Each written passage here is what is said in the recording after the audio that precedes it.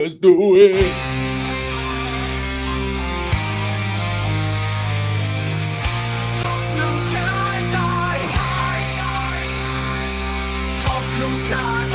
Spurs, diehards, Tottenham till I die. Tottenham till I die. Spurs, diehards, Tottenham till I die. Tottenham till I die. Spurs, diehards, Tottenham till I die. Tottenham till I die. Tottenham till I die. Spurs, diehards, Tottenham till I die.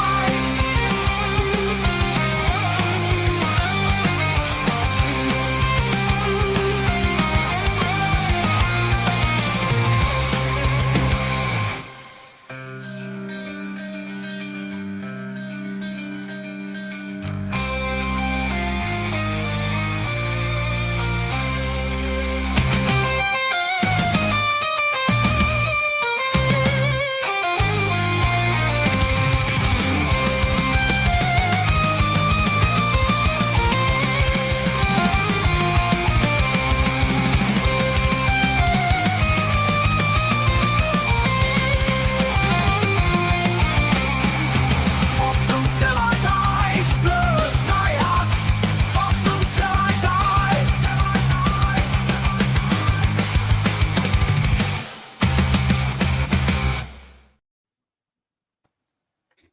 Good afternoon, good evening, and good night. Welcome, everybody, to Tottenham Sunday.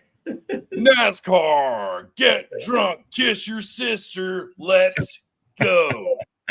What are we doing, everybody? Sunday. It's the Spurs love it. diehards. How's it going, everybody? That was just for you, Blaine, in the background before I was rudely interrupted by this American up here. How you doing, Steve? Great question. I think I'm on the struggle bus today. I'm dealing with a little bit of a stuffed up nose and the sinus pressure and stuff like that, right? The seasons are changing, and of course I'm getting older, and I didn't get the memo. Nobody sent me an email like this shit was supposed to happen. So it is what it is. But good news is that we beat Doncaster in a game that I was a little nervous about. But that being said, all is well. Cool. Good to hear it. Good to hear it. Adrian, how are you, my friend? How's the northern side of London treating you? Yeah, fine. I was at the game. I'm going tomorrow. I'm lucky I live near the ground, so I'm looking forward to it. Looking forward to breaking our Wolves hoodoo. I'm sure you'll get into it. Yeah, but I'm fine. Good. And to the left of me, your right of me, I don't know which way we're going. Alan, how are you, buddy? How are you? I'm fine. I'm hanging out. Good. No, that's the other way. Other way, bud. Still good, bud. Still good. How's your week been in sunny San Diego? It actually hasn't been so sunny. You can feel the weather changing for the season. The season's changing. Going to places like Costco or whatever, and they were already selling Christmas stuff. I almost cut somebody the other day. And when I not cut up somebody like in traffic, I mean, I was about to find a sharp blade and say into somebody at Target because they were already dragging around an inflatable Santa Claus that was getting in the way, and I just. God, you're slow in America. They're selling Easter eggs, yeah. I know. I had a David Mitchell moment and was about to. I think you're slow with Christmas. They're selling Easter eggs over here. Oh, jeez. Well, otherwise doing well. Yeah, well, that's good. It's good to hear. Good to hear. So hopefully we're going to go for next sort of hour and a half, maybe a couple of hours, depending on how much four old men want to ramble on about Tottenham Hotspur. I want to very much just say thank you to everybody for joining us in the chat already. Already got some usual people in here. Mr. B Knight, I want to say hello to you, sir. Spurs GCTV. Obviously, Mr. Stateside Footy himself is already in the house. We have Blaine, Dev, and it just there was one. Here we go. already gifting 10 Spurs Diehards TTID membership. So Blaine, thank you very much, mate. Really appreciate it. We got Sean with the show, Harmless Potato. Big up, Spud. Sean Raid. Here we go. So very nice for you to all come over and join us. We've got 83 people popping in already on a Friday night. Audio, nice to see you, sir. Nice to see you. What's up, buddy? Audio. Big shout out to Ian, wherever he may be, sunning himself in probably Spain somewhere, or I don't know, wherever he should be. So let's go post match Doncaster. I unfortunately didn't get a chance to see too much of it. I watched a few of the highlights. But Adrian, we'll let you start. I mean, people are saying it was a little bit ugly, but given how we've been previously in early rounds of domestic cups, nice to see a strong squad. And I mean, at the end of the day, we're through to the next round, albeit not the most ideal of ties up next. But how did you feel about the game? At the ground? Well, believe it or not, this is where the new board, or if they are going to change their ways, have got to get their act together. There's only 42,500 there. 7 changes. But looking at the team, it was a strong team. It was a good first half, in my opinion. We could have gone in 4-0 up quite easily. A few shots gone past the post. I thought the second half was piss poor. I was actually surprised that pundits that usually delight in tearing Spurs to pieces were saying, oh, we did well, blah, blah, blah. I thought the second half was poor. It was a painful watch. But I'm looking at an aerial view of the game, whereas like other guys watching on the TV, I don't know how much Alan or Steve see of the game or watched highlights or whatever. But I didn't think the second half was that good. Our front three, there's still a lot of work to do to get. And it's not just a front three. We've got to have a blend of a front six that's got to click. And it hasn't. Right. So the fact that we've got results and a front three hasn't clicked, or a front three out of 6 possible forwards hasn't clicked, is a positive. But it can't carry on too much longer. It will become a concern, and then we will drop off the pace. Yeah. Really nice to see a blend of players at the back. I mean, and I know it's League One opposition. Was it? Forgive me if I'm wrong. Is it League One opposition? League One. I think they're like 7th in League One. Right. And I know, but it's still nice to know that Polinia can do a little bit of centre back if needs be. Although it's still a shame that we're down to having to use Polinia as a centre back, and we don't have somebody like a Dragusin or Koto Takai to be able to drop in there, or a Ben Davies, who is a little bit injured as well still. Yeah. But it's still nice that we were able to, Steve, mix up that back line. Obviously, Kinski in goal. Spence got another start. Polinia, Danzo, who I think has been so deserving of minutes, just because of how he's been since he arrived at the club. And then the machine that is Pedro Porro. But talk about that. I mean, talk about that team. You enjoy that? Well, yes, I did, but I also want to preface this a little bit because I was nervous going into this one because for whatever reason over the last couple of years, there's been a little bit of a too much relaxed attitude when it came to some of these cup ties. And of course, I point to last year because that's obvious our most recent performances where we looked like absolute dog shit against Coventry City for 88 minutes before we got rescued right at the end. Before moving through, and of course, we had to go to extra time against non-league Tamworth in the FA Cup, right? So that being said, I was a little concerned. If you're going off recent results, we haven't necessarily started well. That being said, it is a League One side, and so the discrepancy in talent, we could have made 7 changes to this lineup, and it didn't matter. And we actually got off on the right foot. One of the things that I did like was the ball movement early. I was actually pretty happy with this one. Wilson Odebear looked pretty good. He actually put some nice balls into the box. And I will give Brendan Johnson, your boy, a little bit of credit here because outside of his second half performance in that first half, he put a nice ball in for Matisse Tell, who absolutely essentially whipped a sitter. Right. So, to Adrian's point up here just a second ago, he's absolutely right. It's not just an issue of our attacking 3. It's essentially our attacking 6. Something's going to have to give, and it's going to have to give pretty quick, right? Because we still don't have Kolomwani, we still don't have Solanke yet, and it just seems like something is just not jiving with a couple of these guys. But albeit, I will give them credit because we probably should have been up for 4-0 at the half. But again, when I talk about these cup ties, man, and the relaxed attitude, they took their foot off the gas in the second half. Mm-hmm. And at that point, as soon as this game was progressing, it kind of felt a little bit like Donnie was kind of getting forward a little bit. Now, granted, I'll give this defense a lot of credit because even though that at times they were getting forward, they couldn't do anything with it. So from that standpoint, I was actually absolutely happy. But that being said, it's a little concerning though, because now we're going into Wolves, a team that is going to come to our ground and literally put the pace on us, right? So that to me is a little disconcerting for me that we kind of took our foot off the gas against a team like Doncaster. Yeah. Alan, do you think? And we'll move on to Wolves in a second. Do you think that this gives even more? Because I know, obviously, we just discussed missing 2 chances and sort of flattering to deceive a little bit up front. And anyone else can come in after Alan on this as well. Does this just add more fuel to Simmons should be playing in the 10 because you kind of lose a little bit out left? Because even though chances were missed, Odegaard still and Tell, and Johnson still had those chances and they were being created, even if it wasn't directly him, indirectly just him being in that kind of pocket. And you maybe really need to have him in there to have the ability to go both ways. I mean, is that talking sense at all, or is that nonsense? I think you're on mute, buddy.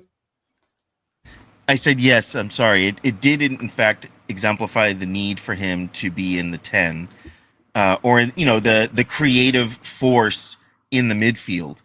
We haven't had a player like that really since Madison got injured. It kind of reminded me, the way they kind of play is similar in how they move the ball and like to pass around and whatnot. And I was nervous about this front line going in because, Tell or Odegaard in the front, I'm okay with, but Tell and Odegaard in the front was a little concerning with Johnson. Johnson's not the most proactive player when it comes to taking on his man or defending or whatever. So he's not really someone that would bail out Odegaard or Tell if they got mixed up or they screwed up somehow. I was nervous. I think that Tell, I feel bad for Tell somewhat because, again, the expectations on him, I think, are higher than Odegaard because we paid so much more for him. And that was money that could have gone to someone with more experience had they gone that way. And that, I feel like that was like wasted. And it's not Matisse Tell's fault, but because you spend the money you spent on him, you have to have higher expectations on him than a Wilson Odegaard, in my opinion. And I think this game against the Rovers was a time for him to really shine, and I don't think he did at all.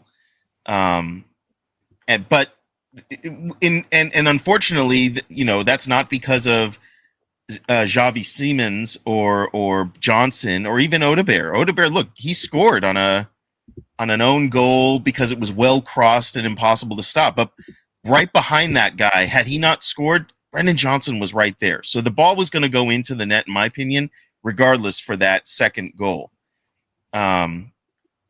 So and we had Archie Gray put in a good showing. I think people were saying Archie Gray had a really good game, arguably one of his best in a Spurs. One of his best, but what's it's good and bad in my opinion. It's good because we want to see him play, and you can only really play the people in front of you on the list of games you've got. But when you excel in a game against a team 2 levels down, it's great. I just want him to translate that into the Premier League. And can he translate that into the Premier League? I don't know. He hasn't really had many opportunities this season to do that. Last season, but I don't like to judge last season because last season was like just an anomaly, just a crazy anomaly. and I'm choosing to have happy memories. Well, So somebody actually brought up a really good point. I can't think who it was or when, but if you think that Archie Gray last season was essentially not only being asked to play in a different position or a position that he's not used to, he was obviously learning on the job and having to be coached in that position as well. And I guess I hadn't ever really thought about it that way, that even during training, he wasn't training for his natural position. So it's almost like he's taken a sabbatical from being a midfielder for 6 to 8 months. So I think in those sort of instances, like I like to think, as Adrian sort of talks about, we like to be somewhat level-headed over here. And I think when you take the sort of step back and break things down like that, it's kind of fair to give the kids a little bit of a break. I mean, I kind of harp on about it myself. I think we're too quick to judge these youngsters and even tell. I think, and even if it's no good for us, he'll go on and he'll have a decent career somewhere. Oh, yeah. And to be honest with you, it won't even matter. At that point, it's not going to matter who paid what, where, when, and why. It's not our money. Not at all. And we can obviously have an opinion about it, but at the end of the day, it's just something for us lot to talk about, right? It's I guess it's optics, and it's the investment into the player. I think that because of the investment into the player, if this wasn't Matisse Tell, if this was anybody else, if we spent 35 million pounds on them, I would have the same expectation, higher than what currently Matisse Tell is performing at. So I just want him to perform better. And I just don't know how many chances you give someone, at the top level. Sometimes you only get one chance, so how many chances is enough to say, okay, at this point in his career, this is where we're at. Are we okay with this? I would say no. And then maybe another team up and coming will want someone like a Matisse Tell, who is still very explosive, very, but just on the up as a sort of a slow incline versus someone that's ready-made. Like Polina is probably the best pickup, in my opinion, over the summer. And I know it's dangerous to kind of really fall for a lone player, but he's they say older. It's not older to me, but he's 30, and that's old to some people. And is it worth investing into someone like that? Yes, he is we've been missing for such a long time. So I think you can invest in someone like that. We don't even have to spend 35 million on Polina, I don't think, and we'll have an amazing player. Yeah, fair play. Just real quickly, Adrian, I'll let you come in. Just wanted to give a quick big shout out to Nita. She said good night. I just popped in to say hi. Left my glasses at home, so she can't read much. So I just wanted to say we're doing okay, Coys. And I just wanted to give you a shout out, Nita, and let you know that we had seen you, love, and we're so very glad that you are here as always, championing on and listening to us four old geezers having a nag about Tottenham. So thank you so much, love. And then Virus came in. He's a Wolves fan here. Hope we can get a result tomorrow. Doubt we will, but considering our recent record against you, I'm feeling optimistic. I want to touch on a previous show that I was on, and maybe this one earlier, just a little bit, that I didn't necessarily think that you were the team that you have been over the last 4 or 5 years. And it's a shame, because I do have a bit of a soft spot for Wolves, and I especially enjoyed you when João Matinho was in the midfield pulling the strings, and I've got a soft spot for Raul Jimenez, always have done. He was always a very, very good player. So big up, Virus. Thank you very much for popping in, mate. Really appreciate it. Adrian, if you wanted to, you had something. Yeah, I'm sure you'll probably come on to Porro as captain as a talking point, but on the Tell issue, look, the kid's lucky. He's got to take his break. He's trying hard. All right, he's 19 as well. But hang on, Tell, you've got to step up, because we let Donnelly and Lancashire go out on loan. We let Donnelly and Lancashire's banging in goals. Yes. Right? Donnelly's got one of the best defence splitting passes I've seen on. It was converted. It was a converted number 9 when he came from Ireland. Wayne Burnett converted him into a 10, and I really like this. I mean, I watched all the academy players last season when they're all conquering mission before they're all loaned out this year. So But even though I love watching them play, because watching them is better than watching some of these dirge Premier League games, because they all go for it. It's more entertaining watching them, I'm telling you, on Spurs play. Yeah, so But it's to my knowledge, and please correct me, chat or anyone in the panel. To my knowledge, Donnelly's having a hard time getting in the Stoke team. Well, that is the situation on loan. But now, what the club have rightly done, they've actually done a few things right this season, is that they've got these players on pullback now in January if the clubs that are loaned out don't play them, because before they took the piss. I mean, Scarlett went to Ipswich, didn't he? He wasn't played when they got promoted. Yeah. Right? When they changed managers at Portsmouth or Plymouth, when Devine was there with Ashley Phillips, the second manager that came in didn't play Devine. So now he loses half a season of his development. We can't have this. This is unprofessional. We can't have this. But as we're talking about two misses when the balls come to him. I mean, you shouldn't miss the ball. If you blunder and you just make a connection, it spins up. Fair enough. Fans would understand it. But to completely miss the ball, I think he's trying too hard. Like, watch videos. He's trying too hard, right? To concentrate. He's just so adrenaline. I've got to do it. I've got to do it, right? All the fans are on their case. But Sean mentioned in one of his shows, a couple of shows ago, I see him on. Sean was right. Sean Butler was right. He was going on, Oh, when we first wanted in Man United, all those fans were screaming, "Get him in, pay the money, pay the money." You know what I mean? Get him in. All right. Couple of goals he scored, a penalty and all that. Like, showed glimpse. Hasn't pulled up any trees whatsoever. I believe there's a player in there, but he's not ready. He's not ready to step in at first team. Not what he's shown. Right. And we've let. And I think the assumption was, Adrian and panel, I think the assumption was that he was ready because of where he's come from. And as soon as you sprinkle, the words like Champions League experience and things like that, you obviously, and then you add the price tag, which isn't anybody's fault. It's nobody's fault but the buying and selling club. And at that point, I don't even know if it's a fault, right? Because if we spin it I've always been of the mind as well that when it comes to a transfer fee, I know we all say he's worth it, he's not worth it. At any given point, it's worth what's exactly worth to the selling club, right? So ex-player might be one value for one team and one value for another team based on different variables and parameters. So, you can't always blame this kid. He came in at a time where we needed one thing.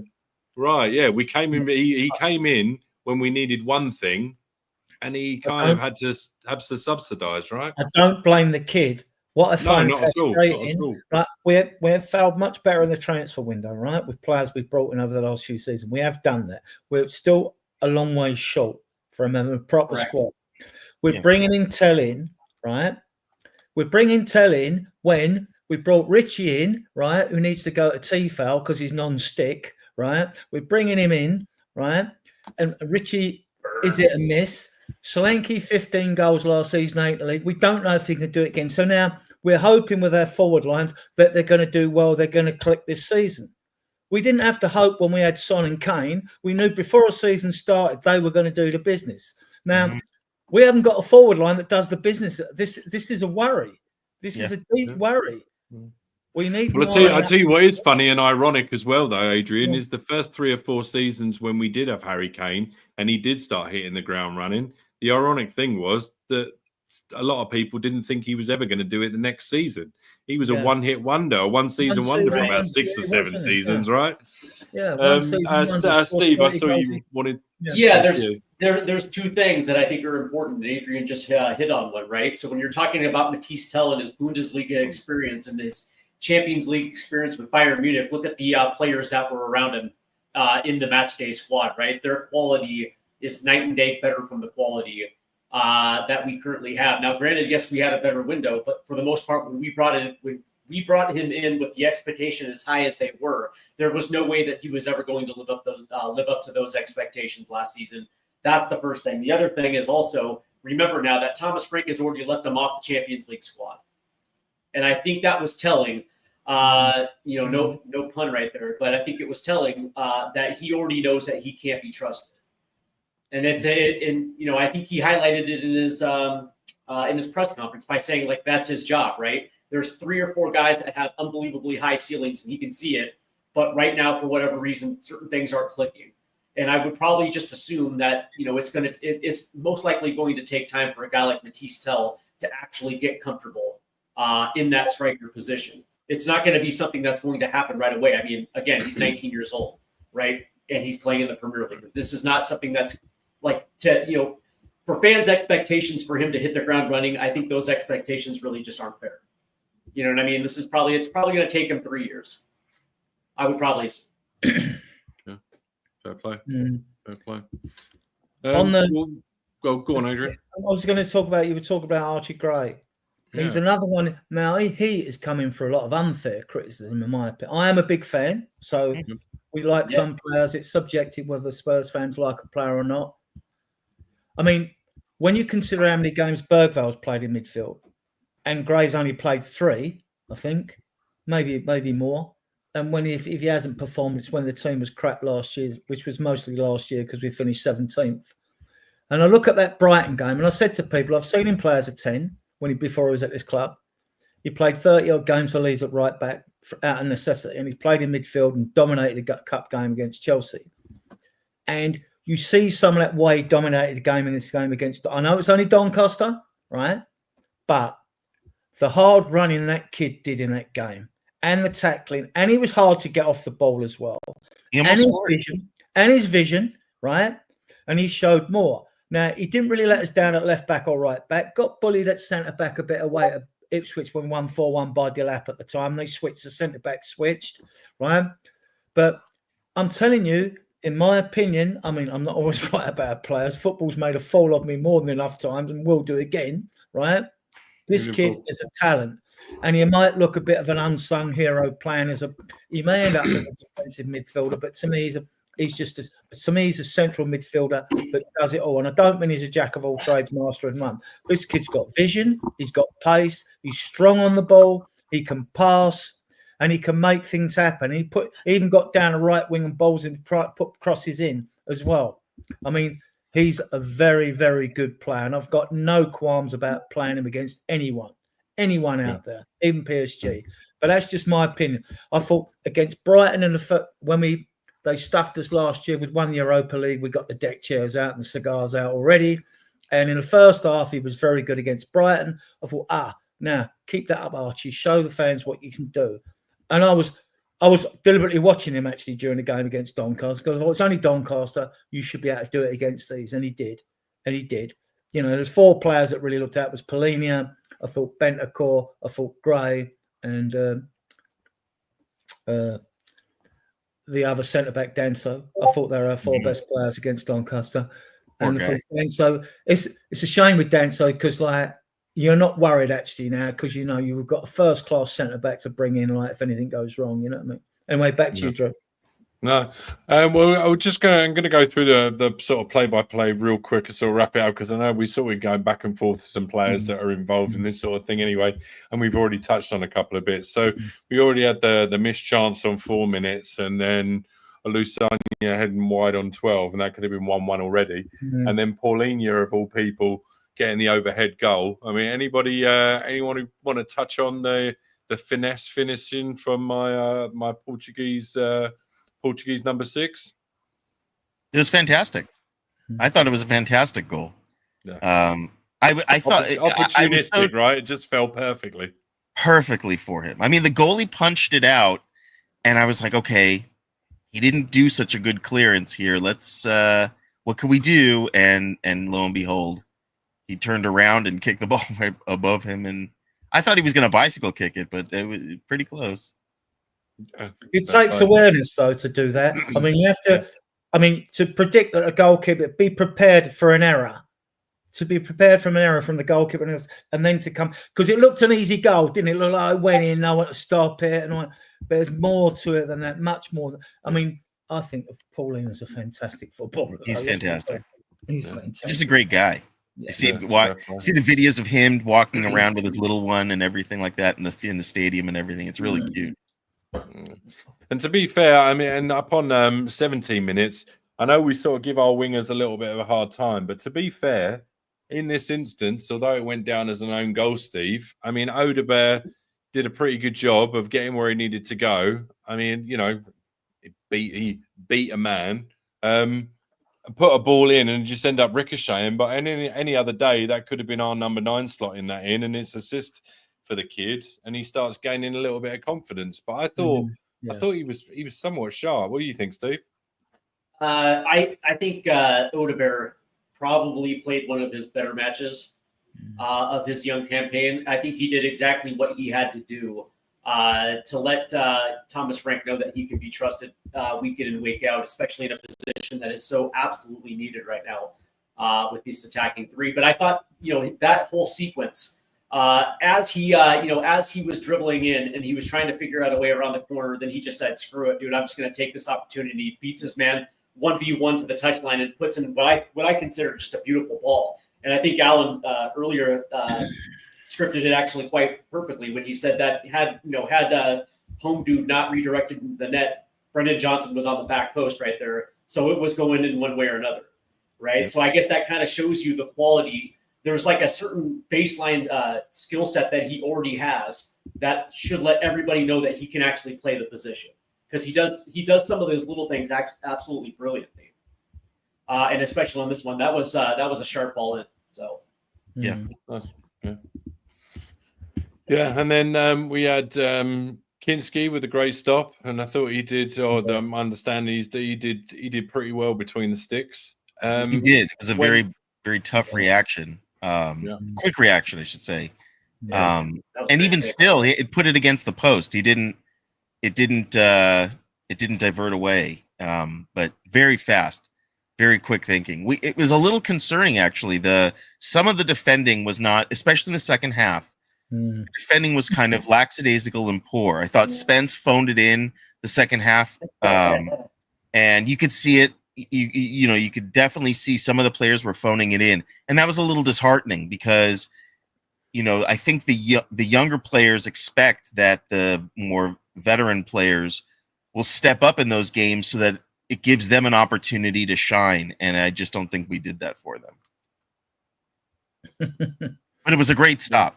Kinski with a wonderful stop. I actually feel a little more confident between the sticks with Kinski than Vicario at times.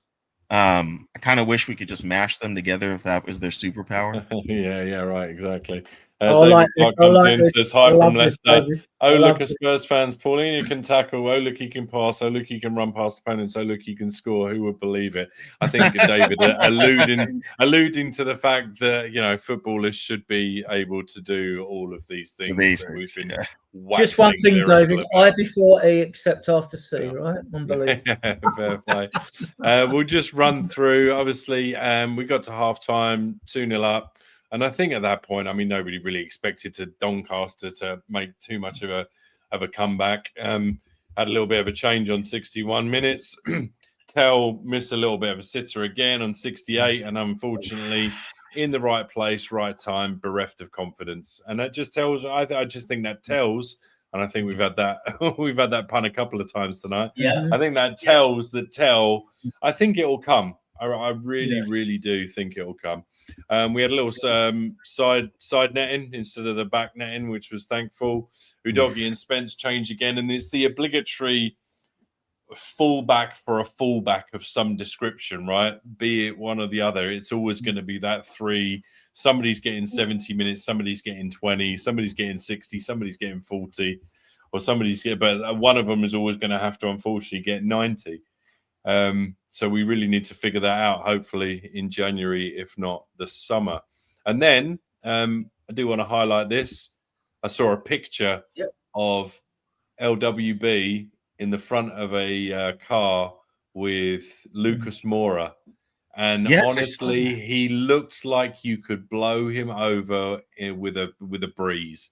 And to see him come on like this, and although it was only a couple of minutes, looked pretty assured.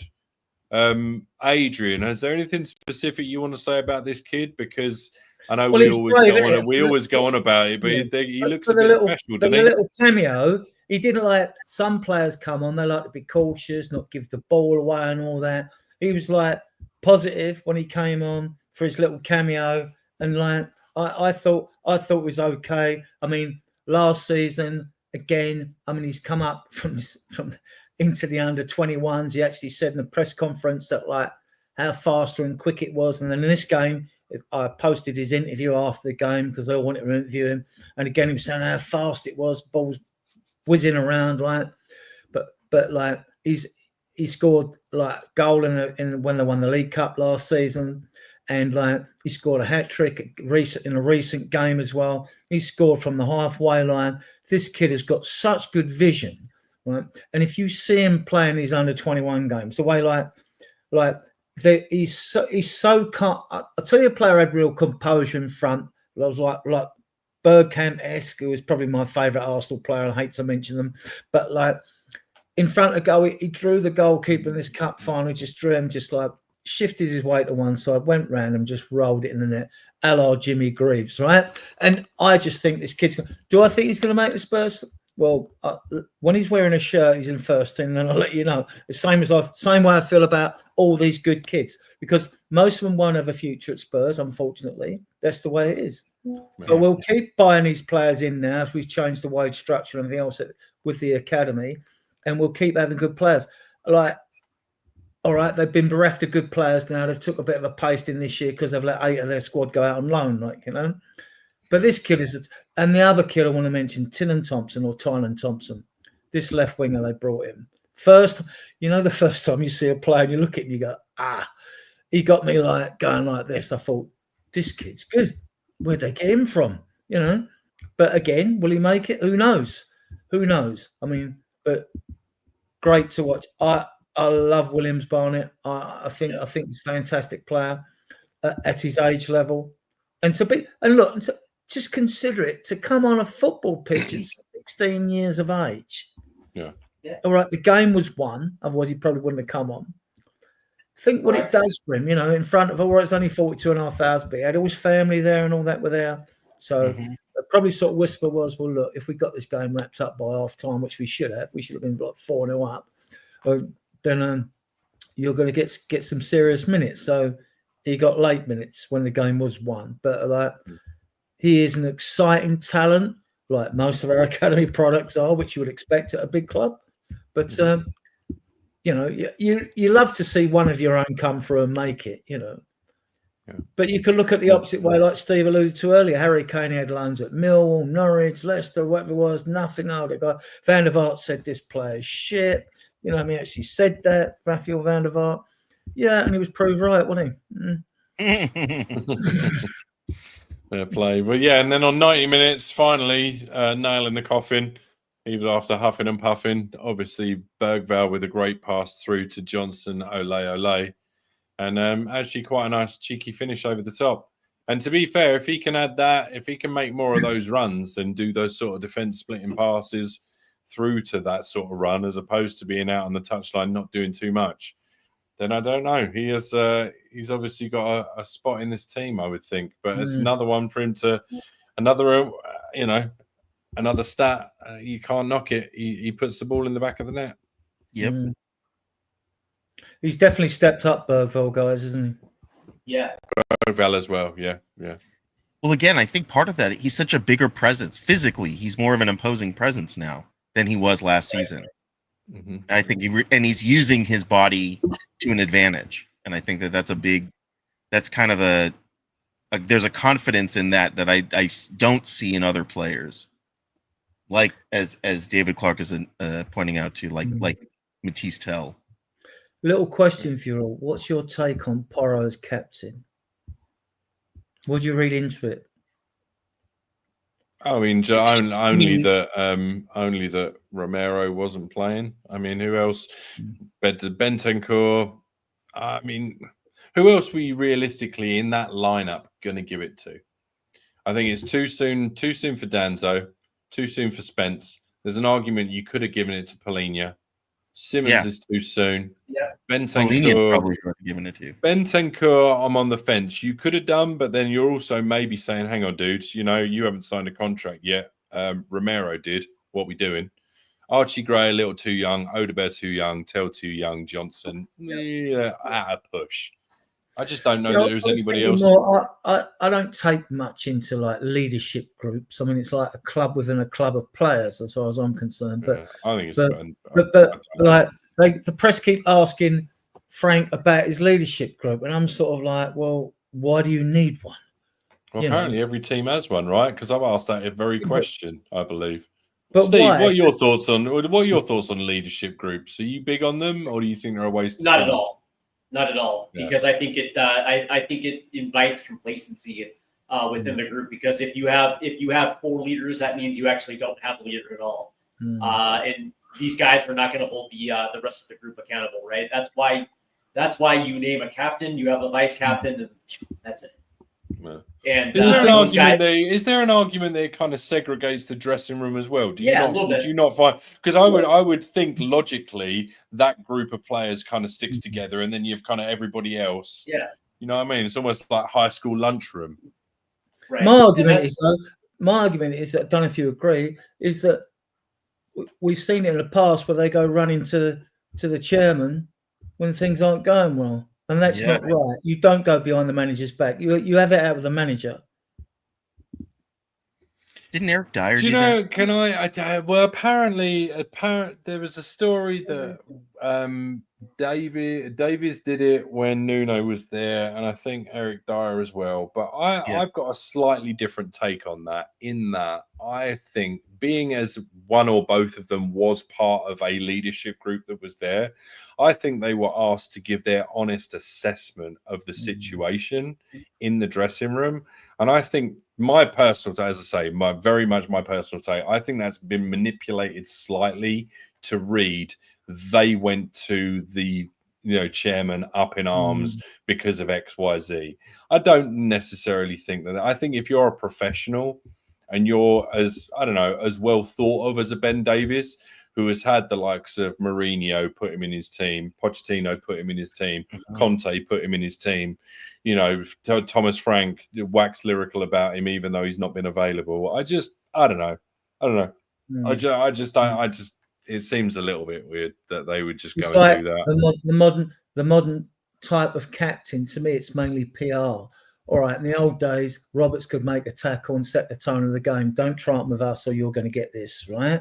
So you had that. You could get away with it back in the day. Now you can hardly tackle anyone. But today's captain, if you're Romero, you lead by example. If you're Porro, you lead by example. That's fine. There's not much else you can do.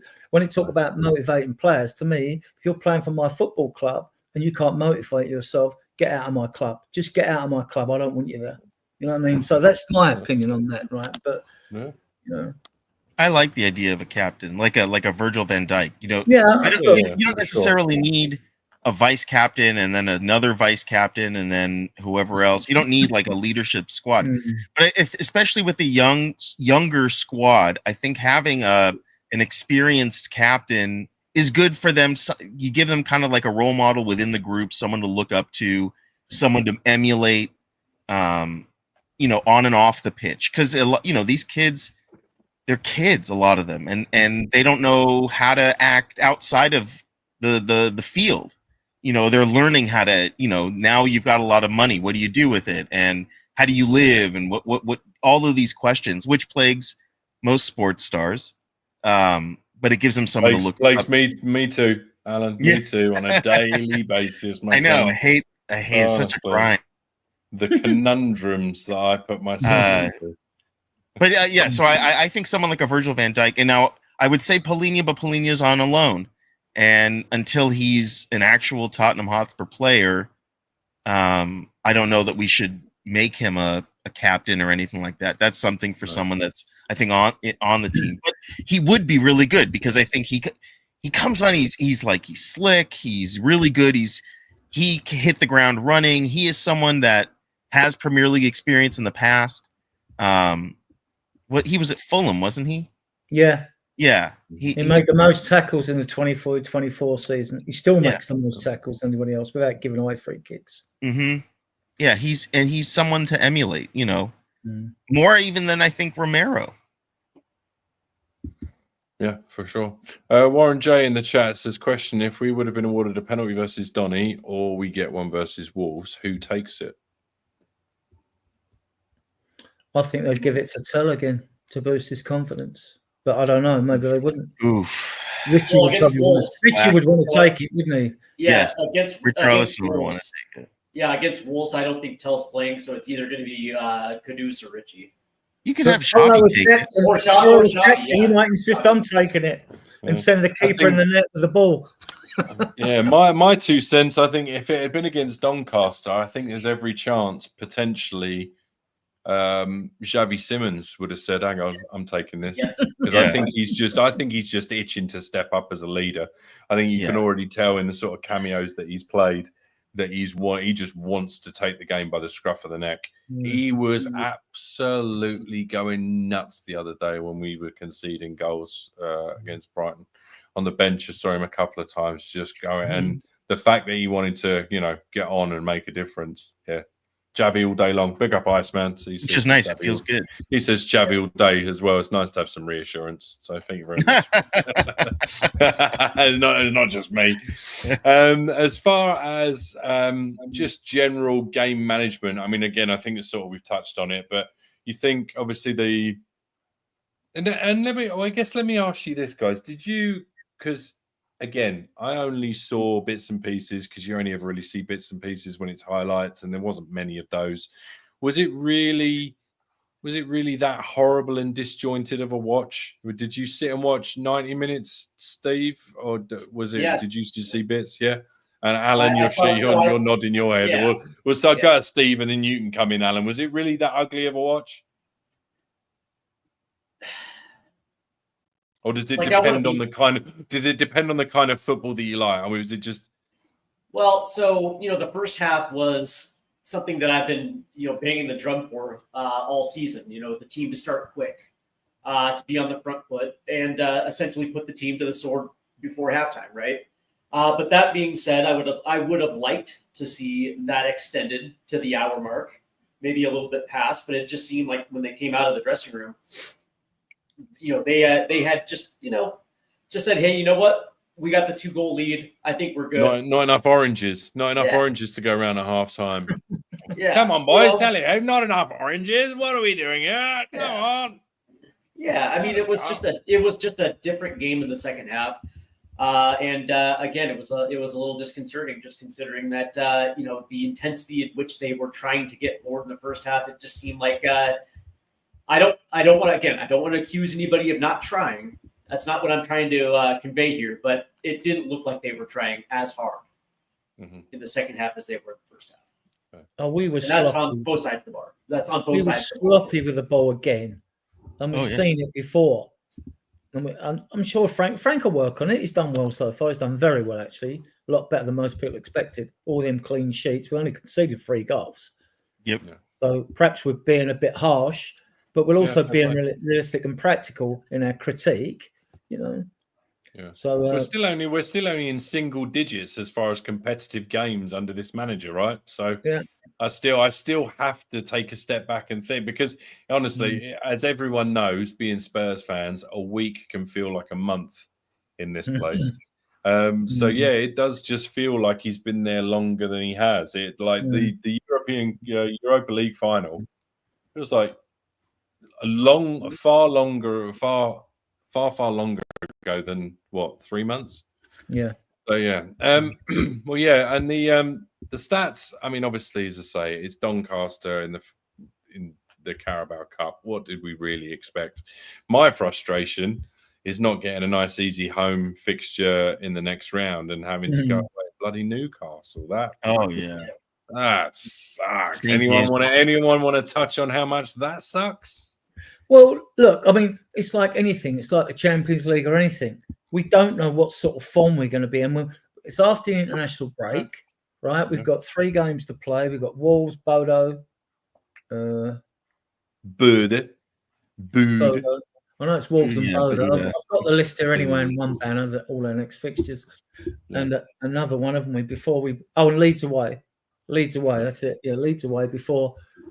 So we've got 3 games to play. Then we got the dreaded international break. But for us, that's not such a dreaded international break if we get all our players fit and back. If big up Peter, Japanese centre back and Solanke's back and Mwani's bleeding, dead legs back, and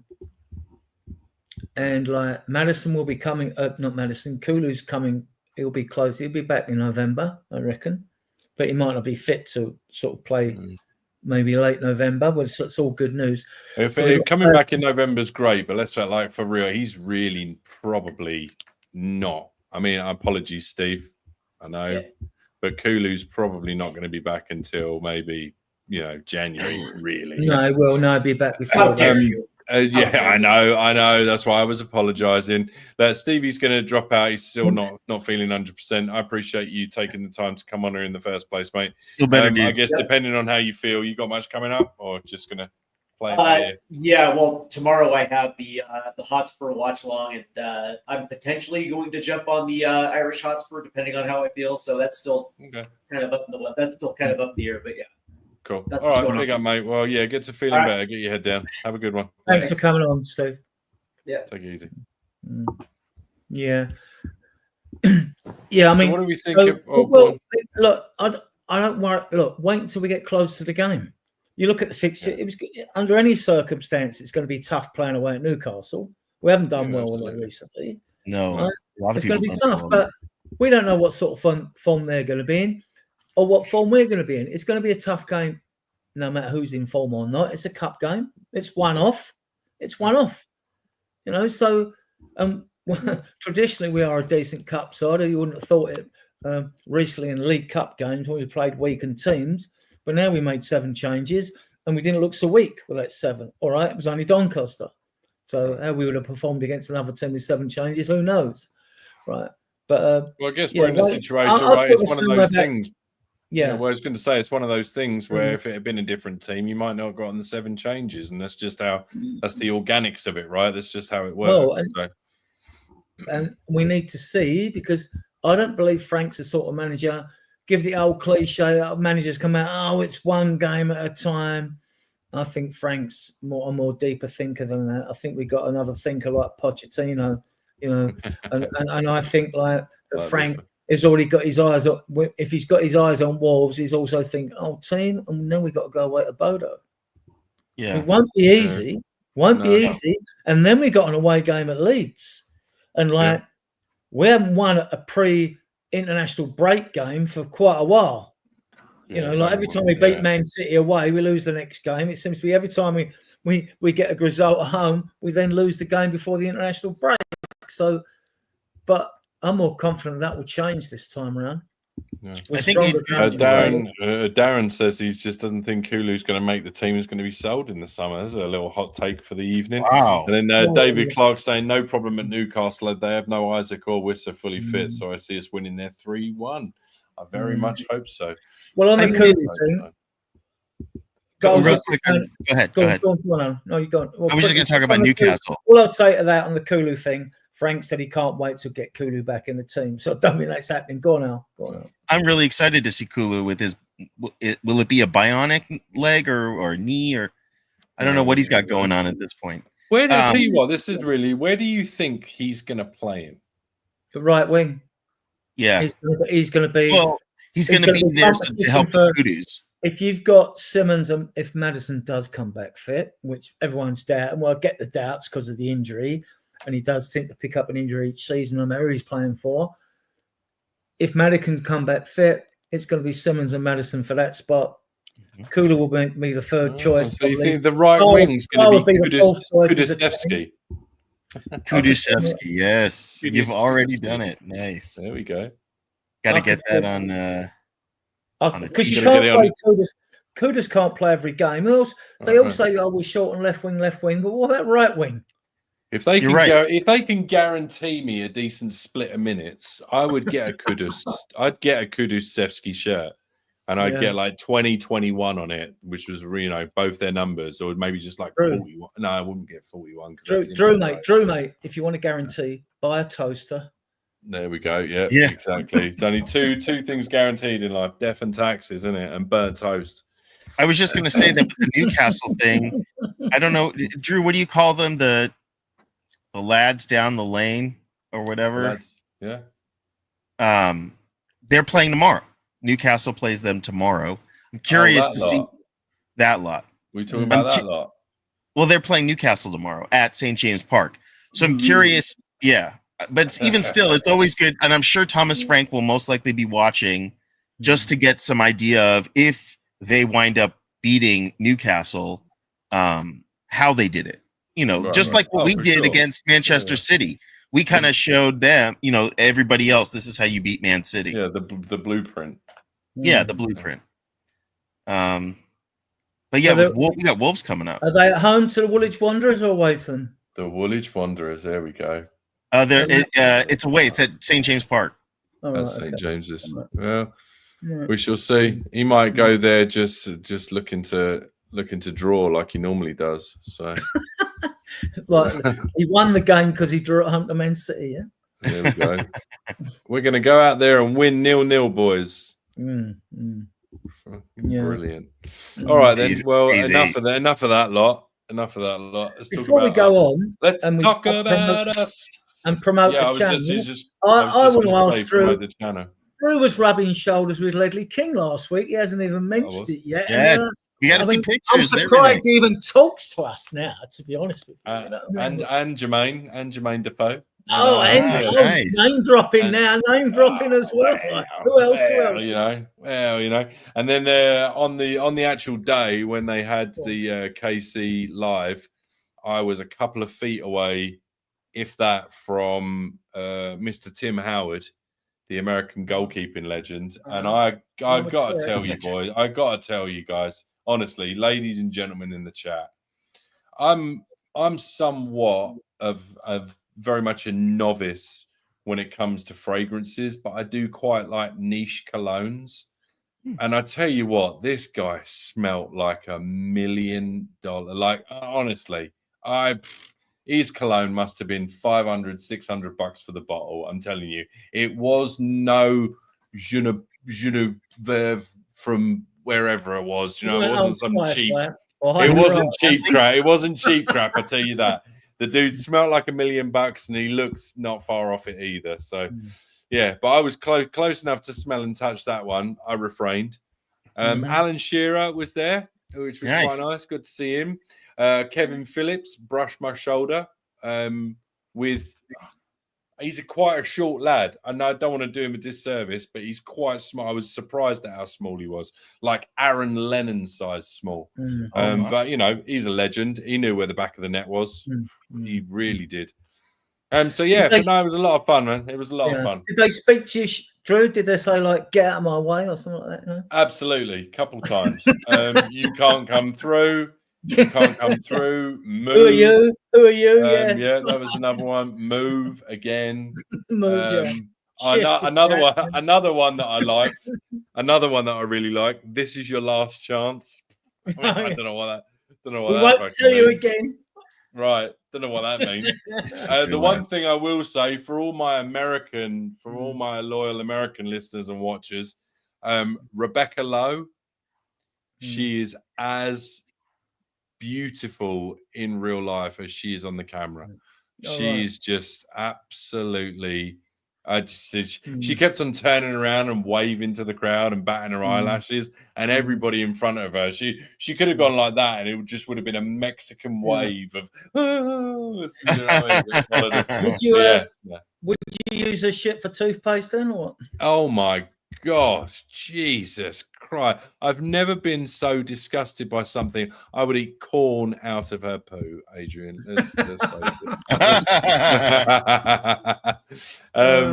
All right, let's moving on. Adrian, I know we are. You can't use the fledgling channel anymore because we're starting to get a little bit older than that. We are growing just a tad.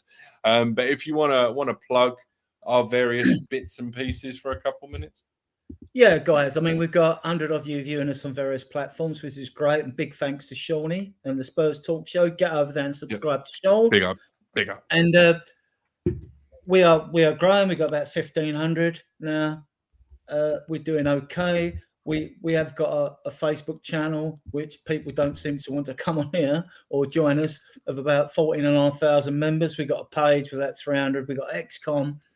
And I just started 2 days ago, and this was basically for what the issue we have is like we've got Aussie fans, we've got American fans, we've got Malaysian fans who are in different time zones, and we can't, have a podcast show that suits everyone in every time zone.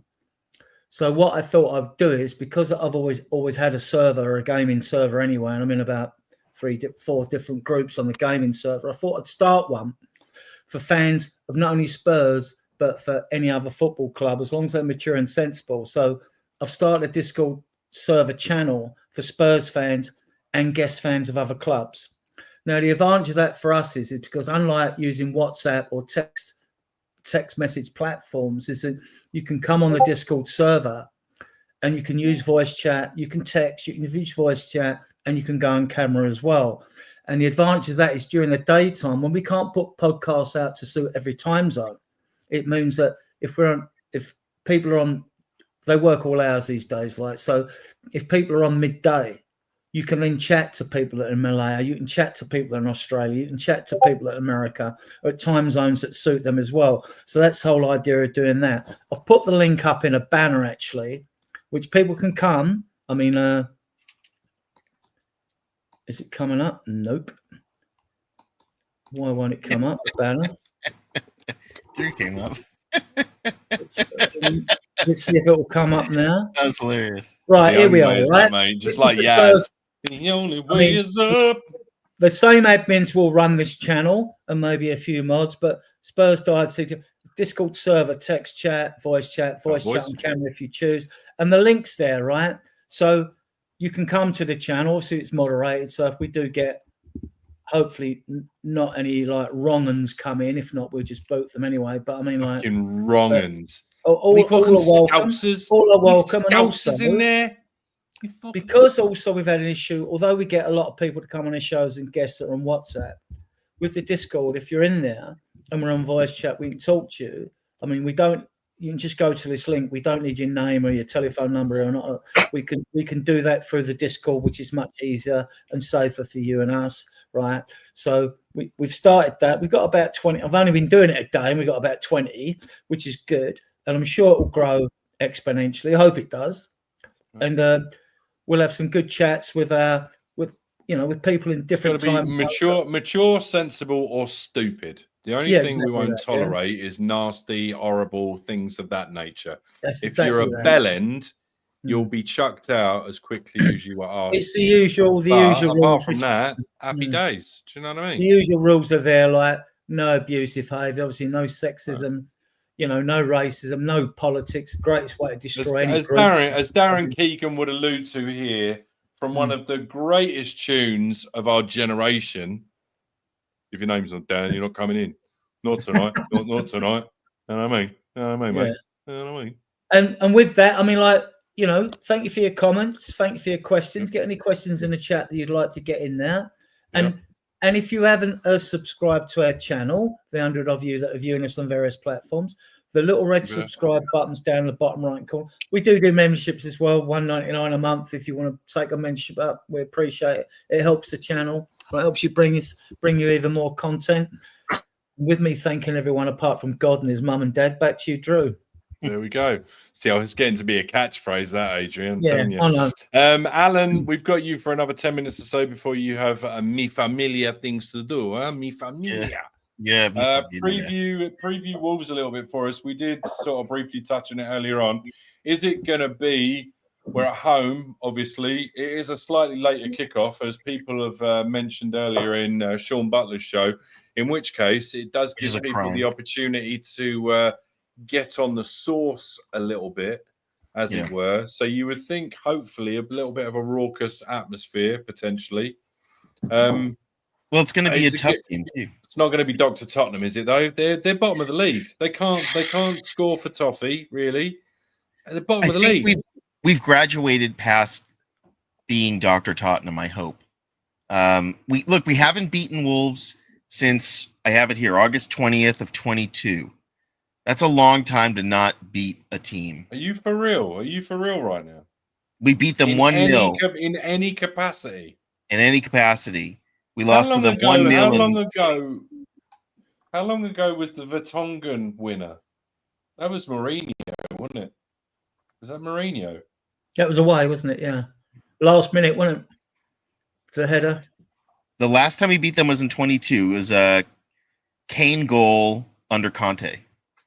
Where are the years? Where is it going? Where We did beat them in the 1972 UEFA Cup final, and in 1921 we did beat them in the FA Cup final. And the significance Did of you that, say 1921? yeah, and the You were a significance. you were a ball boy, weren't you? You were a ball Yeah, I was boy. a ball boy. I was a ball boy. Yeah, and the significance of that was it was the first time we wore the illustrious cockerel on our shirts. In that Oh, That's wow. the other side, mate. Other side. So- Other side. Oh no. Unless You you have make a a couple, you make a terrible left back. You Oh, ain't no. gonna. You'll be out of position all the I was a time. crap right back anyway. I had what they call I was good. deceptive. I had what they call deceptive pace. I was slower than you thought. Right? But Wolves won't be an easy game. Well, it can be an easy game. They are not the same Wolves team that we Right. played a few years ago. You know, they had better players. They got rid Right. of Kuna and Ain't Nui, haven't they? They got rid of those Yeah. two. Yeah, And- I agree with But, you, Alan. but the nagging doubt in Spurs fans' mind is Ipswich come to us last year and they were bottom of the league and they won. Yeah. The Don't want to thing throw I that wanted- in there. Don't want to throw that in there, you know. Right. Adrian, is there a Discord link? Iceman, there I is. think he I'll wants put it in to. the chat. The Yeah. Discord link is Iceman. Let me go back at the banners at the top. Where are we? So wait, going It's back there, on it, there Iceman you are. is here, right? HTTPS Discord like that. If you get in it, I'll sort you out tonight as your role. Spurs fans are in purple. Guest members of other clubs are in red. And admins like you, Drew are in blue like me. Oh, hello. Mm-hmm.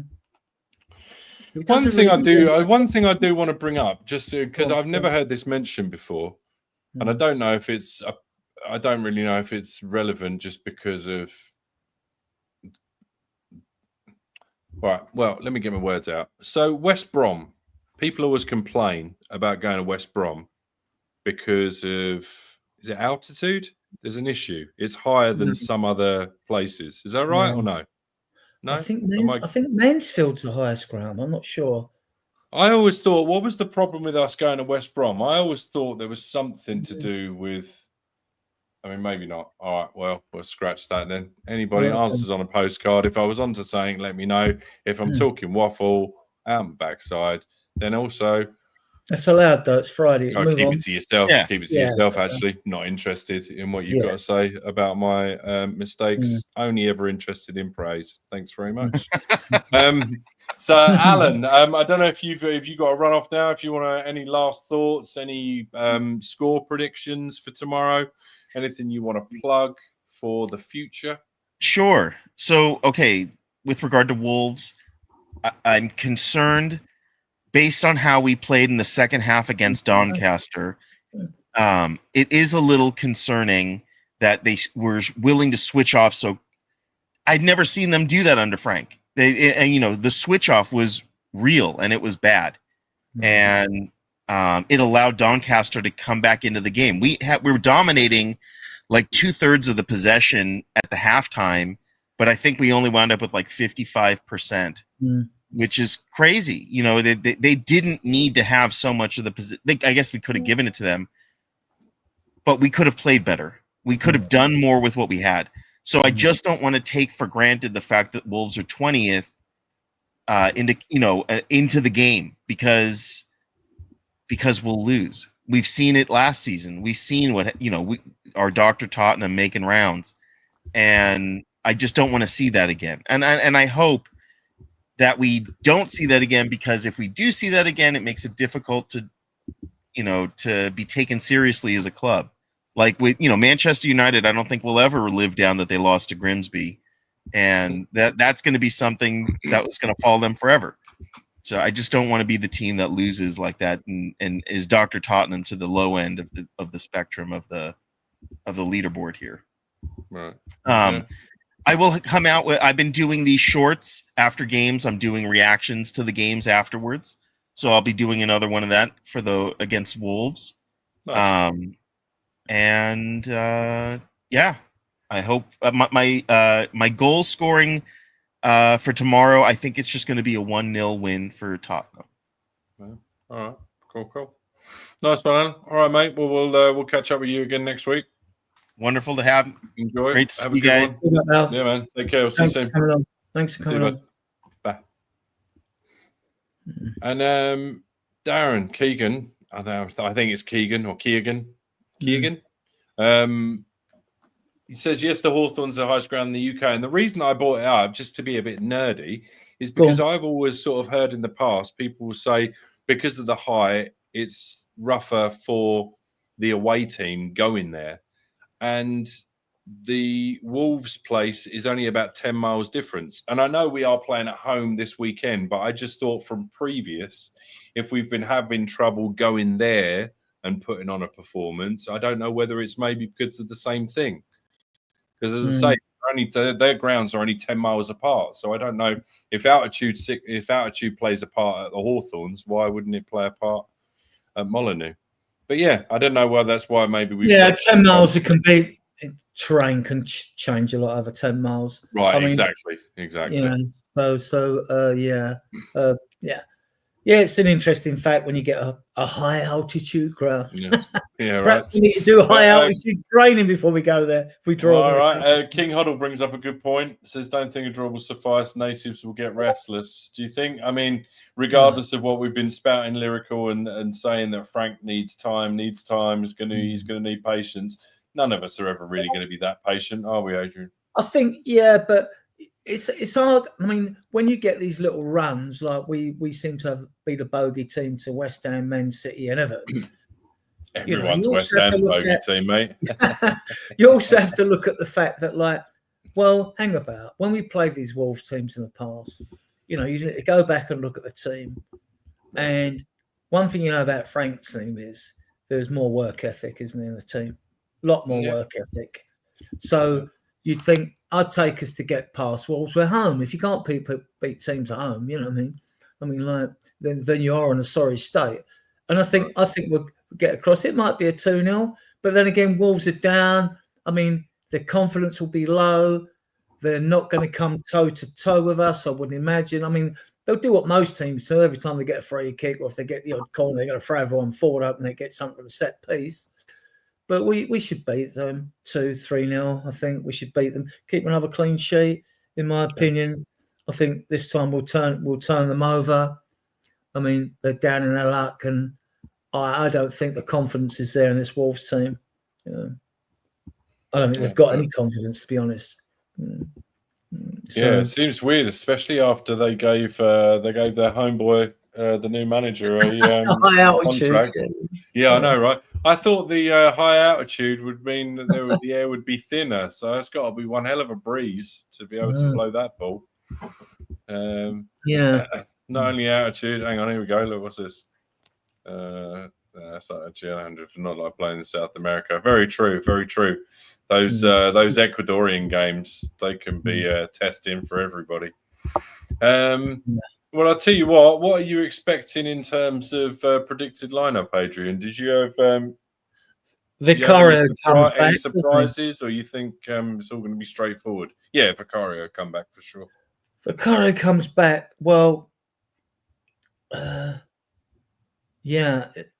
think Porro starts again. So I think Udogie starts. You think there's no chance that, because Frank said that he wanted to go strong in the cup because he wants to win silverware with this club, and I think there was the sort of message that he's not going to be prepared to compromise and he's going to field what he thinks is the strongest lineup. But do you not think, being as it's at home and being as it's Wolves, this is now the perfect opportunity to give Udogie a start and give Spence a go on the right and give Porro a rest? I think Wolves are going to. I mean, Wolves will have to get a point, wouldn't they? Even though they've had a good record with us, as Alan said about them games going back. Right. Yeah. But VDD and Romero come straight back in. Centre backs do them. I mean, apart from the goalkeeper, of course, centre backs do the least amount of running anyway. So you could play them. Unless you're VDV, right? Yeah, you could play that pair in the next 3 games before the international break. So It's going to be 2 out of 3 from the fullbacks for the next 2 games, but I think Udogie comes back.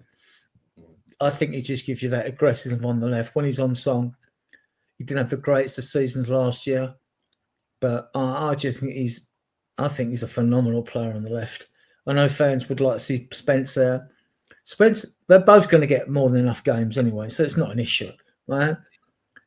In midfield, I still think you're going to go Bentancur, Polinia. It wouldn't surprise me. And then, I think Simmons plays unless he thinks Wolves, mind you, Wolves sitting back.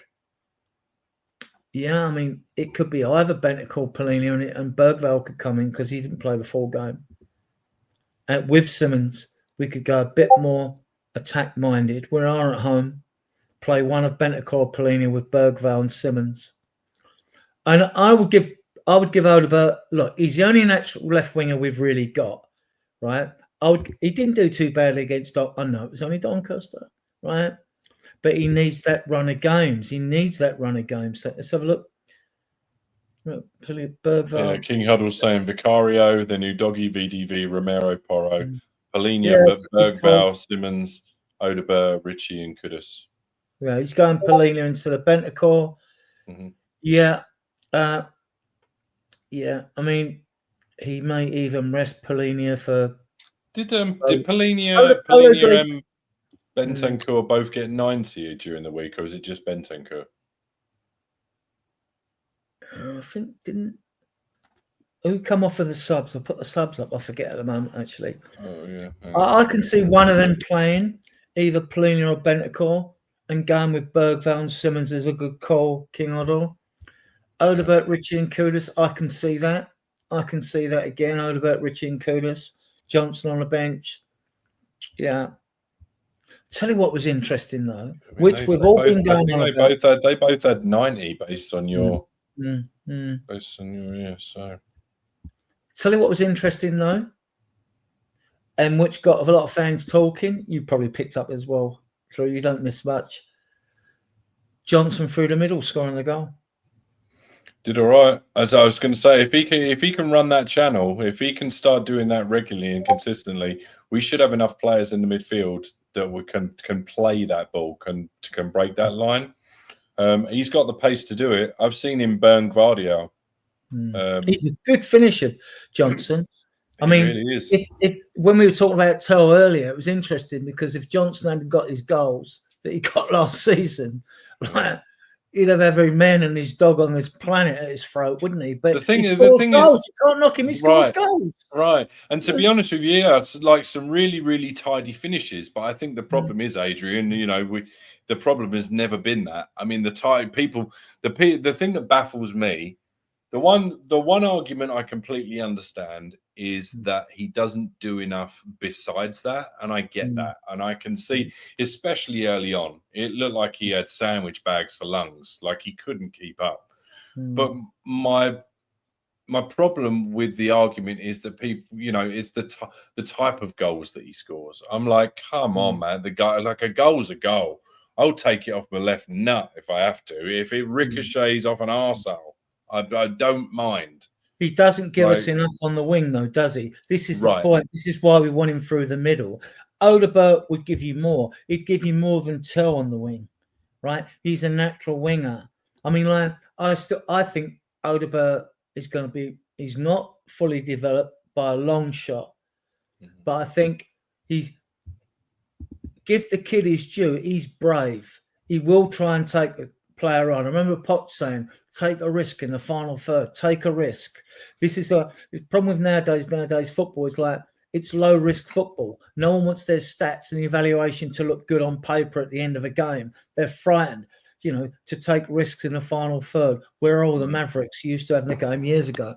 And I think Odegaard, I like him. He's still got it all to do. I don't think Tell's a waster yet. Might not be end up at this club, but and these kids have got to kick on because if we get investment, I mean, if we bring 2 or 3 players in January, right? 2 or 3 players have got to go. Yeah. Now you could say get rid of Ritchie straight away, get rid of Davis, get rid of Basuma. That gets you 3. All right, fine. you're safe now, guys. But come summer, when we go again, Yeah. there might be fans' favourites that have to go, Drew. And Yeah. we got to be ruthless. Let me ask you. I want to bring this up from David, and let's pretend we're playing a little game of football. The ball's gone out of play. The referee's blown his whistle, and we're going to have a controversial corner. Dave Clark says Simmons has to play in the 10. Perfectly fine. Agree. Yeah. Spence must play. He's a level above Udogie. And I find that to be a little bit controversial. Big up, David. Thank you very much for joining and being part of the chat. I think they're about 50-50, no? I don't see the ones lightning. They offer something different. I mean, Spence is reputedly the second fastest player at the club after VDV. I get that. And he did a good job on Salah at Liverpool at home. Why and at the time didn't play him away against wingers. I didn't get that. Right, so it's horses for courses, David.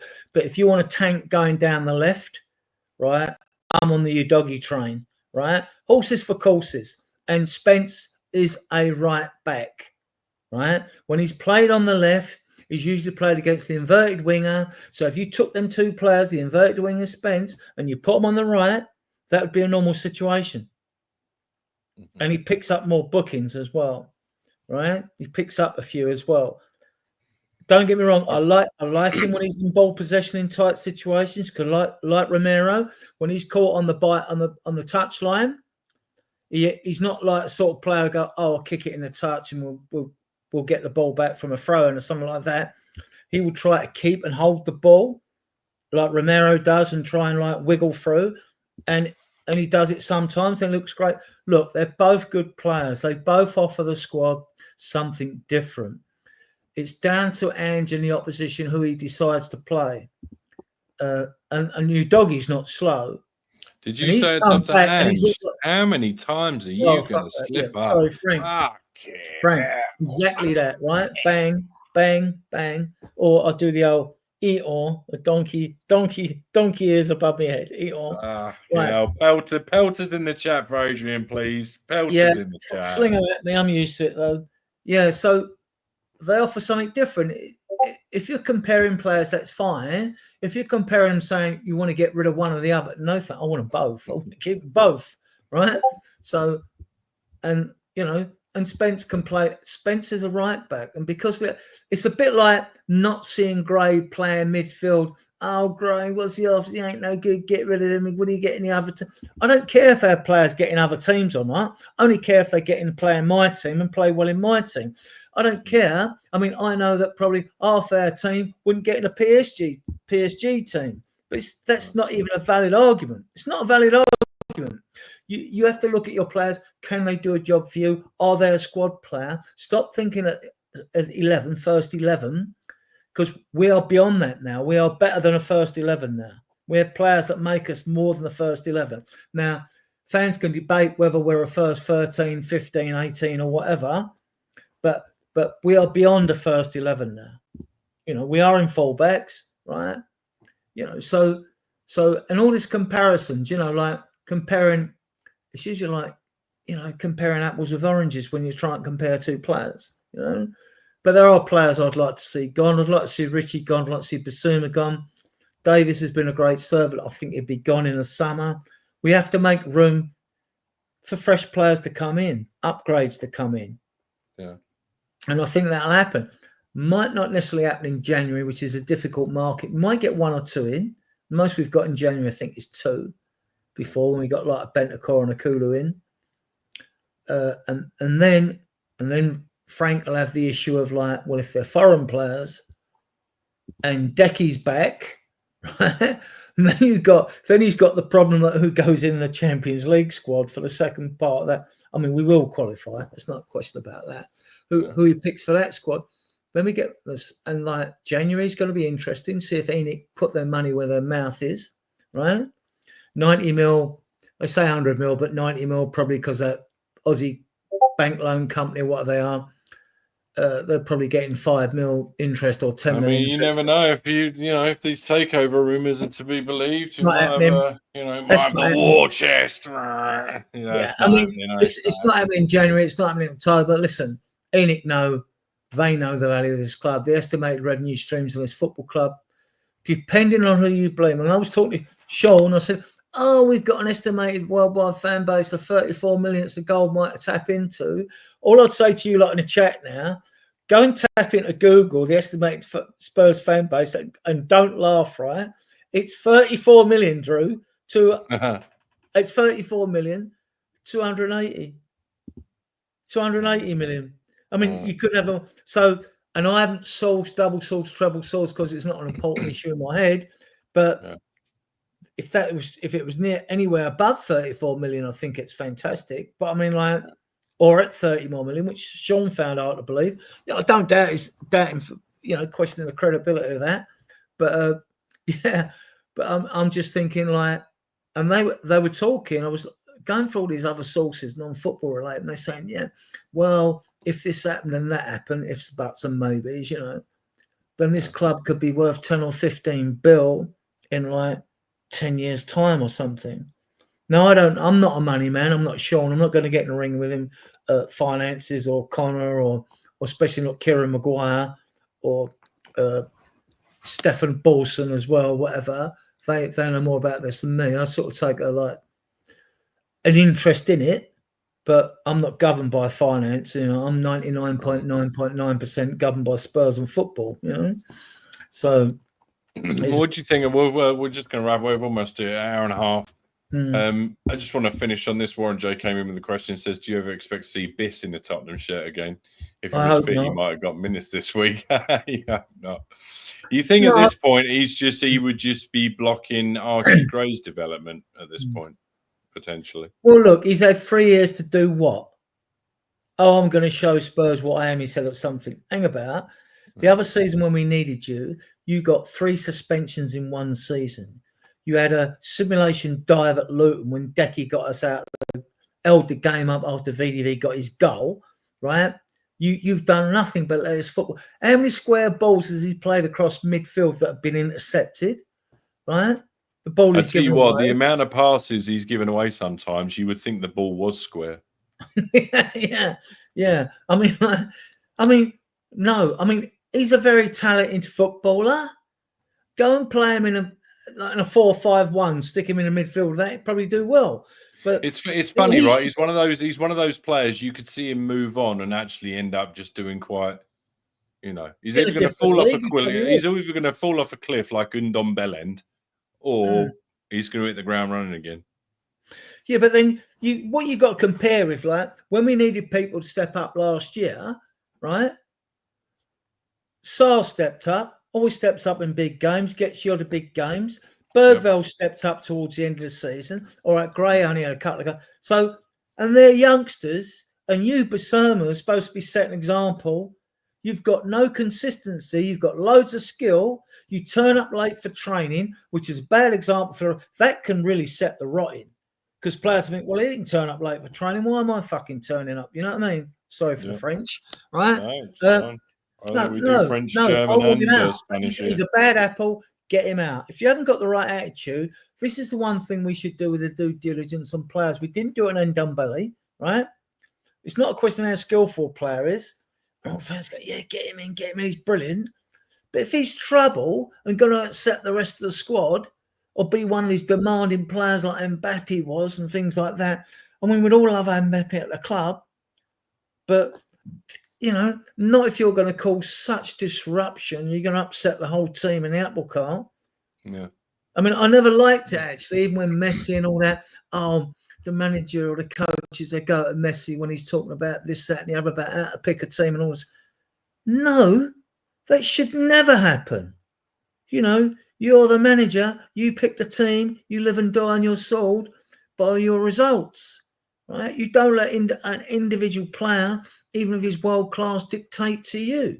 It shouldn't happen, but it does. Right. It's the way of the world. It does. It happens, I mean, I don't like it. Well, so there, on that, Warren J, I think, either of us. I mean, I could, if it worst came to worst, I could see potentially him needing to play him. He hasn't completely ruled it out at this point, but I think it would, if he hasn't shaped up, it would set potentially a bad example. And I think, to be honest with you, I say we've maybe got enough cover now, because I never thought he was a true 6. He is a little bit more of an 8 for me, and I think we're well stacked in the 8 department. So, yeah, not You've got too Gray, sure. Birdville, Sarr, Bentancur, and Paulina. 5. Right. Surely we're not getting to get such a horrendous injury list like we had last year with our centre backs and that. Fingers crossed. I mean, that 5. I mean, ideally you need 6. If you're playing 3 in midfield, you need 6. But surely that's not going to happen. And actually, as a 6, if you're talking to 10s, you've got Simmons, so you've got your 6. Yeah. You've got your 6. We don't need Basuma, right? Fair play. Well, I'll tell you what, Adrian, we're coming up on 90 minutes. So, it's a game of football, if you like, very, very apt. I'm sure, I hope you enjoy the game tomorrow. Be safe. I'll just plug the channel one last time. Yep. I want to thank everyone in the chat for your questions. We don't like to leave you. We got 104 of you on various platforms watching us. But like I say, you can find us on Facebook. Understand if you don't use that platform, you can find us on XCOM, formerly Twitter. Yeah, right. Get in the Discord. Now the Discord link we'll put up again in a second. It's in one of the banners, Drew. And you can find us on Discord, which we want actually for you latecomers. It means that those of you that struggle to spend much time with us on a podcast or no time, it means that we can chat with you. You can voice chat with us and come on camera with us, at different times of day in a time zone which suits you better, right? And we're trying to form a big Spurs community, probably mainly Spurs, but with guests from other teams as well. As long as everybody's sensible, not bellend. Yeah. No dickheads, as Frank would say. Right? Frank on Motto. the banners. Save, right? Okay. If you look at the last part of this, because the advantage of Discord is it's not like a text chat like WhatsApp or whatever. You can voice chat in there, and you can actually voice chat on camera if you want to use your camera or not. And the link is after, as you can see it on Discord. So actually, we're trying to engage with more fans that can't come on our podcasts and be in the chat channels. That's what we're trying to do. So yeah, I like the Heathrow Airport joke. It's quite good. Yeah, it's a good one. I'm sure you'll help him pack as well and get his Uber and order his Uber for him. Right? Awesome. Yeah, I'd drive him myself. I'll get a plane over there, drive him, and get a plane back. And we're not being cruel, we're just being realistic. I don't like flying. Can't stand them. I'll swim. Yeah. Although the oceanic white tips will probably get me. So anyway, it's good. Been a good show. Yeah, man. Enjoyed it. Nice chat. Nice conversation. Hopefully you get a win tomorrow for you because you're obviously going to the game, being as it's a home game. What did you say? Confirm what your score prediction's going to be? I reckon 2 or 3-0. 2. Yeah, I was going to go 2 or 3-0. Yeah. I just feel it. But just feel it. Which would be good going at Bodo Glen. Be interested with Frank. This is the thing. We don't know what his lineups are going to be, and neither does the opposing manager either. Something which is a good thing. I mean, and he won't be like Conte looking around. Who have I got on the bench? One thing you can guarantee it'll be a good bench as well. So, yeah, I'm looking forward to the game. I'm expecting a win. All right. Oh, and then what have you got coming up? You got a show Sunday and a show Tuesday. How's it going to work this week? Well, Ian should be hosting. Oh yeah, what I didn't say to the fans out there is the fact that you host the Friday show with me, and we usually have regular guests like Alan and Steve are on, and maybe possibly one other guest. Sundays, Ian's usually on with me, Ian, Tom, if Tom's available. Very busy. He's a father for a new time now, so he's very busy. And then Callum as well, and maybe possibly one other guest because we like to bring new guests on the show. And Tuesdays I'll be on. I'm trying to get Eugene S. He's in America on as regular Tuesdays as we can, and be on with Tom as well when it's Champions League, and another guest or two. On Tuesday I think I've got Jay's coming on and Deji Spurs. I'm sure a lot of you out there are familiar with those guys. So if Tom comes on and Callum comes on, because Tuesday shows now go out at 9:00 because people are saying, well, it's a bit late. It's a bit like, yeah, we'll have you on, Iceman. We'll have you on. Good, Iceman. Yeah, get your details into the Discord, mate. Yeah, I mean, people are welcome. We'll always get the odd extra guest on, I'm sure you get bored with us after a while. Yeah, probably. We do probably our the same best to old. try to bring you fact-based content here and be mature and sensible, but we like to inject a bit of humour as well. Yeah. Because All right. being a Spurs Well- fan is a serious business. Yeah, for real. 24/7. All right, boys. Well, Adrian, I will chat with you next week. Everyone in the chat, thank you very much for popping in. As always, regulars, newcomers, old faces. And yeah, we will see you next We'll week. play you out with a bit of soul music, a different bit of soul music that I brought up. Different soul music. All right, lads. Take care. We are Tottenham till we die. We are Tottenham till we die. Spurs die, hearts, heart and soul. We are Tottenham till we die. We are Tottenham till we die. Spurs die, hearts, heart and soul.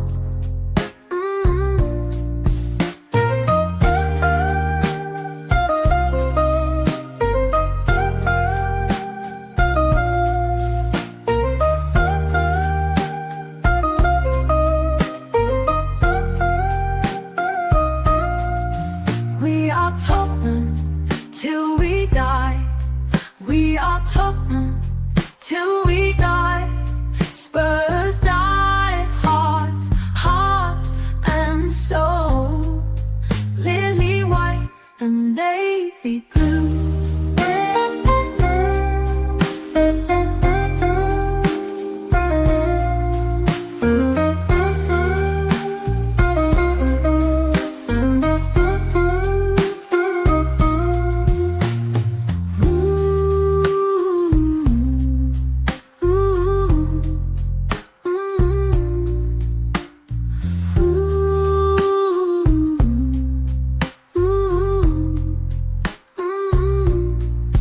We are Tottenham till we die.